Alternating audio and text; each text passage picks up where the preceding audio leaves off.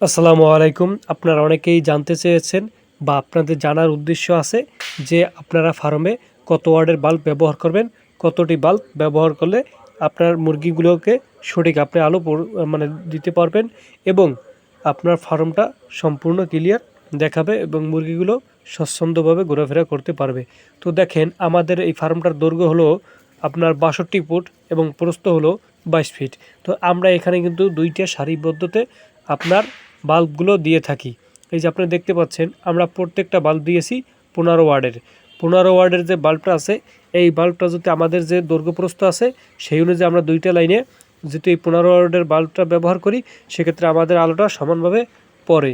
আর এর কম যদি ব্যবহার করি সেক্ষেত্রে অন্ধকার দেখায়, আবার যদি এর যদি বেশি ওয়াটের বাল্ব ব্যবহার করি সেক্ষেত্রে আবার অধিক আলো হয়ে যায়। তো মিডল স্টের জন্য আমাদের এই 15 ওয়াটের বাল্বটা সবচেয়ে পারফেক্ট। এজন্য আমরা আমাদের এই যে দৈর্ঘ্য বললাম 62 ফিট দৈর্ঘ্য এবং প্রস্থ হলো যা 22 ফিট, এর স্কোয়ারে আমরা 15 ওয়াটের বাল্বগুলো ব্যবহার করে থাকি এবং এক একটা সারিতে আমরা আপনার 8টা করে বাল্ব ব্যবহার করে থাকি। দুই সারিতে মোট 16টা বাল্ব দিয়ে থাকি। ফার্মে আলো ব্যবস্থাপনা কিন্তু খুব একটা গুরুত্বপূর্ণ বিষয়, বিশেষ করে আপনার ব্রয়লার লেয়ার যে ক্ষেত্রে আছে এক্ষেত্রে কিন্তু সবচাইতে বেশি হলো লেয়ারের, যারা লেয়ার মুরগি পালন করে তাদের কিন্তু সঠিক যদি আলো ব্যবস্থাপনা না আসে বা না দিতে পারে তাহলে সেক্ষেত্রে কিন্তু আপনার যাদের ডিম আছে ডিম কিন্তু কম বেশ হয়ে যায়, ডিমের কালার কিন্তু পরিবর্তন হয়ে যায় এবং মুরগির কিন্তু খাদ্য খাওয়া কিন্তু কম বেশ হয়ে যায়।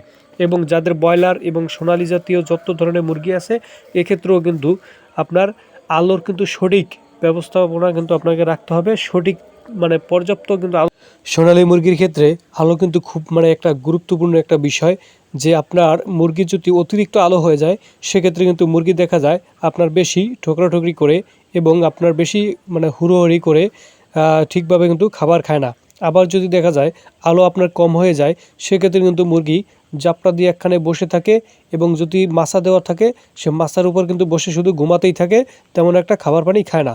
এজন্য কিন্তু আলো ব্যবস্থাপনা ফার্মে কিন্তু খুব গুরুত্বপূর্ণ একটা বিষয়, এটাকে কখনোই ছোটোখাটো হিসাবে দেখা উচিত নয়।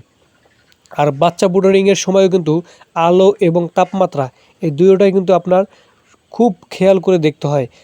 বাচ্চা যখন ব্রুডিং করি আমরা মাত্র 5 দিন, সে 5 দিনেই কিন্তু আপনার টোটাল মুরগিটার লাইফটার উপরে কিন্তু নির্ভর করে থাকে।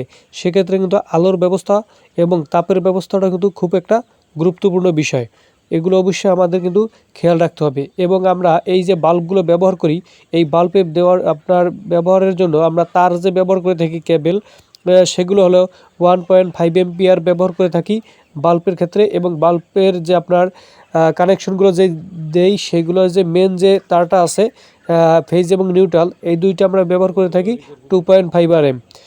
তো সেক্ষেত্রে দেখা যায় আপনার তার কখনো পুড়ে যায় না বা গলেও যায় না বা নরমও হয়ে যায় না, এই বিষয়গুলো একটু খেয়াল রাখবেন আপনারা। আর বাল্বের যে হোল্ডারগুলো আছে সেইগুলো যদি আপনারা সিরামিক্সের ব্যবহার করতে পারেন তাহলে কিন্তু লাইফ গ্যারান্টি।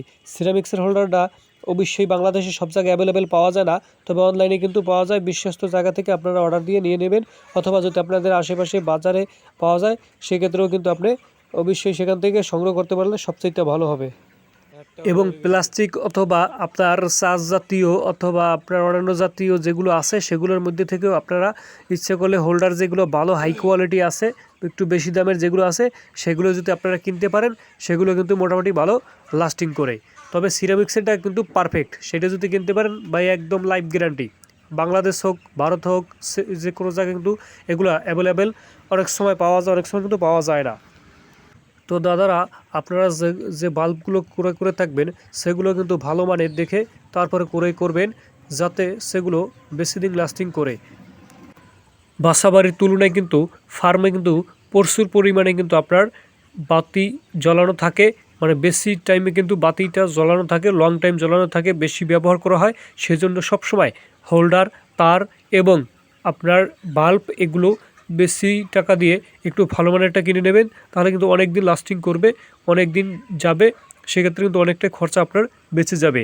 তো ভারত সহ বাংলাদেশ কিংবা মিয়ানমার যারা আমাদের এই ভিডিওটা যেখান থেকে দেখছেন এশিয়ার মধ্যে, আপনারা সবসময় ফার্মে যে কোনো কিছু ব্যবহার করবেন সেগুলো কিন্তু একটু ভালো মানের ব্যবহার করার চেষ্টা করবেন, সেক্ষেত্রে কিন্তু আপনি ভালো একটা রেজাল্ট পাবেন, আপনার কিন্তু খরচা বেঁচে যাবে।